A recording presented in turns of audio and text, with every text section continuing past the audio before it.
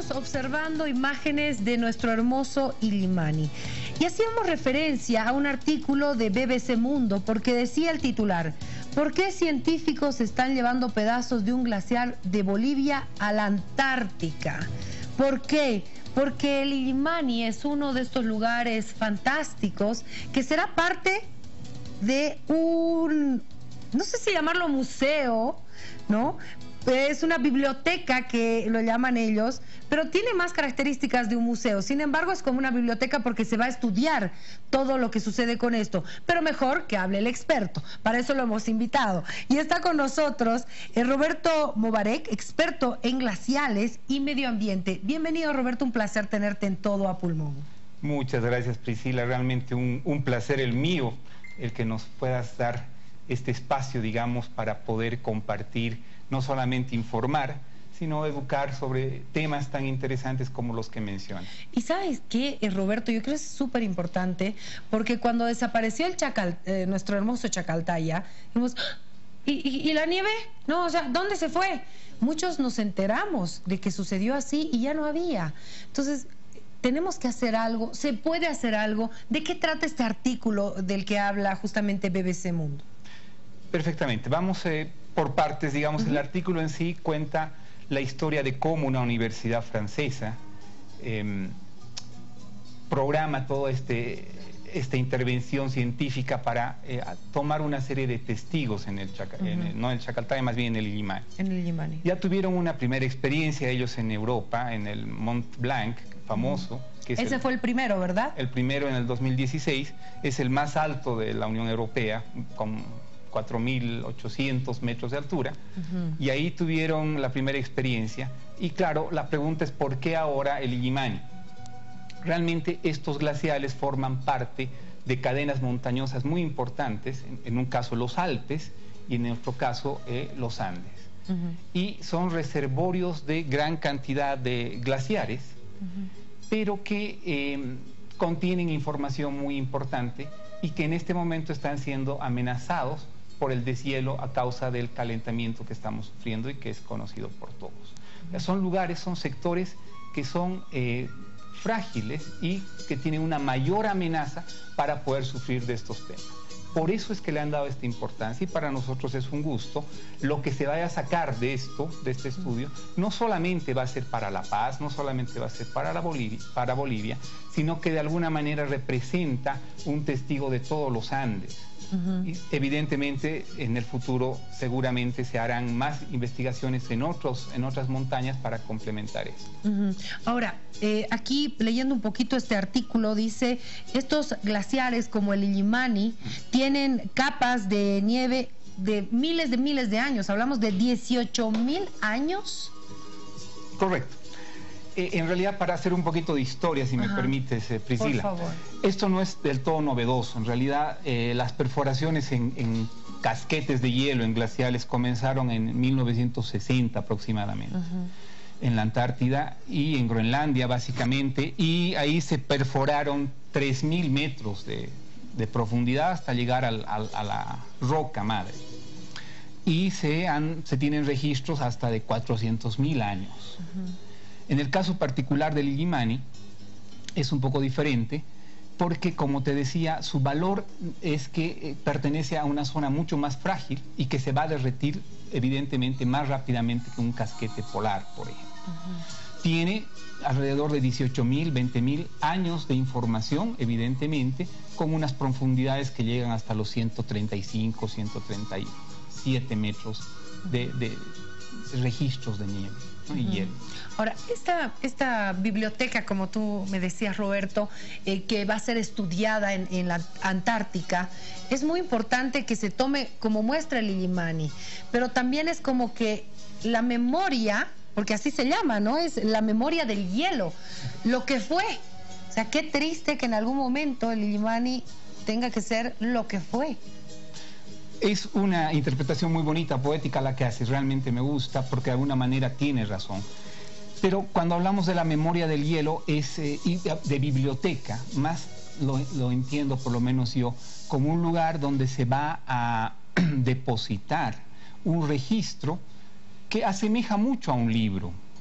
Si me permites, he traído una pequeña muestra de lo que es un testigo. Este es un testigo en realidad de una roca. ¿Ya? Es muy similar a lo que están sacando, lo han sacado del Illimani. Obviamente es de hielo en el Illimani. Traía una muestra de hielo, pero se me derritió en el camino. Y básicamente... No creo con el frío que está haciendo, así que no te creo mucho, Roberto. No, en los estudios hace mucho calor realmente. Pero bueno, esto es muy parecido. Ah, la muestra, ¿no? La muestra, o sea, la forma. En este caso es una roca, es un granito casualmente muy parecido y evidentemente similar a lo que hay en el Illimani y en el Monte Blanco. Y lo que se saca es este registro, que lo que tiene es una serie de capas de historia del planeta. ¿Eso se va estudiando así por capas? Por capas se la va dividiendo. Perdón que haga la comparación, pero es como un árbol. Es como un árbol, pero... Cuando tienes el árbol, tienes ahí, ¿no? O sea, toda la historia del árbol, ¿no? Todos los años de los árboles. Exactamente, pero en el árbol es radial, la historia se va creciendo. En cambio, en estos tipos de testigos es vertical. Ya. O sea, tienes una serie de historia. En cada capa hay una página de historia del planeta. En particular, en el hielo, lo que tienes es mucha información del clima del planeta. Sí, lo que puedes sacar básicamente de un testigo de este tipo son 4 tipos de datos.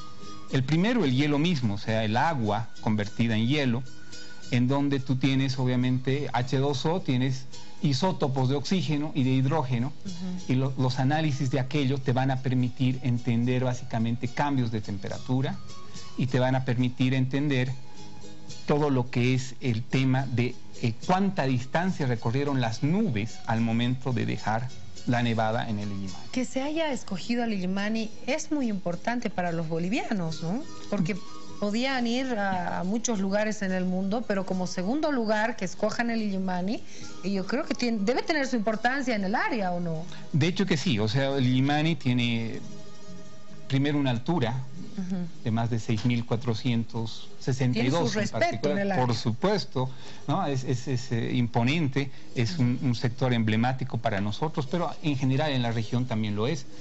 Además, por su extensión, o sea, no solamente altura, sino por su extensión, tiene grandes posibilidades de albergar cantidades importantes de nieve y por lo tanto se convierte en un objetivo interesante para este tipo de trabajo. No sé si es apropiada mi pregunta, pero los bolivianos y los paseños sobre todo, tenemos que hacernos a la idea de que en algún momento el Illimani va a hacer lo que pasó con el Chacaltaya, y si tienes algún tiempo más o menos establecido con los estudios que se han dado. Bueno, de hecho todos los estudios muestran que nos estamos calentando como planeta. Y si seguimos este ritmo de consumo, de manejo de los combustibles fósiles, petróleo y todo aquello, esto va a continuar y evidentemente incluso puede incrementar. Cuando hablábamos del Chacaltaya se decía que esto iba a durar más o menos hasta estas fechas, 2014, 2016, pero fue en 2008 que ya ocurrió lo que sabemos. En el caso del Illimani, los estudios muestran que aproximadamente a fines del siglo que vivimos, todos los glaciares que estén por debajo de los 5.500 metros van a desaparecer. O sea que a partir de los 5.500 para arriba todavía va a haber nieve, pero eso significa una importante cantidad de nieve que se ha derretido. Porque además la capa, ¿no?, de la nieve varía en función de la topografía, o sea, es mucho más delgada, digamos, en ciertos lugares que en otros. Entonces es una cantidad importante de nieve que va a desaparecer. Como paseños nos tenemos que hacer a la idea de que por lo menos la forma del Illimani con su nevado va a ir cambiando en el tiempo. Obviamente no lo percibimos en el día a día porque esto es lento, pero con el transcurso del tiempo esto se va a hacer. Pero ya se nota, Roberto, se nota de hace unos, no sé, si no me equivoco, unos 20 años atrás, unos 15 años atrás, la imagen del Illimani era muy distinto al que tenemos ahora. Hasta el tiempo, el clima, yo podría decir, ha cambiado en La Paz, no es el mismo.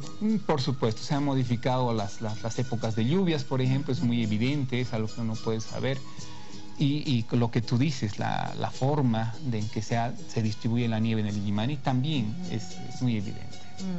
Bueno, diríamos, ¿qué podemos hacer para preservar nuestro Illimani? Pero a veces uno dice, el calentamiento global está ahí y tienes que convivir con él. ¿O podemos hacer algo? Evidentemente, primero tenemos que entenderlo. Para eso, para el entendimiento, o sea, si queremos hacer algo, lo primero es entender el problema, es que se hacen estos estudios. Gracias a ellos, tú tienes una fotografía del presente, por supuesto, porque lo estás viendo, pero puedes remontarte a diferentes épocas a lo largo de la historia del planeta, hacia atrás, y ver qué ocurrió, y también hacer proyecciones para el futuro, o sea, hacer modelajes que te permiten entender qué va a pasar en el futuro. Y lo más importante, cuáles son las causas más grandes del calentamiento que estamos sufriendo. Actualmente se las conoce, ya los científicos tienen claro que principalmente se debe al efecto invernadero. Este efecto invernadero es causado por ciertos gases que los conocemos, como el CO2, como el metano, o los clorofluorocarbonos, por ejemplo, que vienen en los aerosoles. Ahora, estos efectos o estos gases, lo que hacen, la pregunta es de qué depende nuestro calentamiento global. Básicamente, ¿por qué nos calentamos? Es nuestra relación con el Sol. ¿Cómo nos relacionamos con el Sol como planeta? O sea, las radiaciones llegan, calientan la superficie de la Tierra porque son absorbidas, unas cuantas son reflejadas a través de ciertas superficies, entre ellas la mejor reflector es el hielo, por ejemplo, que refleja la luz. Pero además hay otro factor que es esa capa que tenemos, que es el efecto invernadero, que nos recubre y no permite que esas radiaciones salgan de la atmósfera. En la medida en que nosotros hacemos que esa capa sea más gruesa o más rica en estos elementos que te mencioné, el calentamiento se va a hacer más intenso cada vez. Entonces, me preguntas qué hacer. Bueno, dejar de producir dióxido de carbono, metano. ¿Y eso qué significa? O sea, ¿en qué se traduce? Claro, en el ciudadano común y corriente, ¿no? Porque yo no tengo una gran empresa, pero sí me gustaría hacer algo por mi planeta. ¿Y en qué se traduce? Básicamente en tener la voluntad, por ejemplo, de dejar de usar el auto, ¿no? Tan constantemente, o reducir tu uso del auto y todos los elementos industriales que tengan alguna relación con el manejo de hidrocarburos, por ejemplo. Y en el caso del metano, pues está relacionada a la agricultura, es uno de los factores, pero a la agricultura no tradicional, sino a la agricultura industrial, como la conocemos. Entonces, la medida que nosotros como seres humanos, primero cobramos conciencia de lo que está pasando y tengamos la voluntad de hacer algo, esto puede funcionar. No va a ser inmediato, porque lo que ya hemos hecho hasta ahora, o sea, si en este momento decidimos no intervenir más con este tipo de elementos, o sea, dejar de usar cualquier tipo de hidrocarburos, por ejemplo, igual ya está programado que el calentamiento va a continuar, porque esto ya ha sido emitido hace años y va a seguir calentando. A eso me refería con convivir con la idea, pero tratar de evitar que esto sea más grande. O sea, no nos queda de otra. Evidentemente, esa es la idea. Roberto, de verdad, muchísimas gracias por haber estado con nosotros. Nos has ayudado a entender un poquito más lo que significa para el mundo el Illimani, y que lo tenemos nosotros ahí y que todavía podemos disfrutarlo. Y lo digo todavía porque en algún momento, lamentablemente, varias generaciones no lo van a conocer. Ha sido un placer.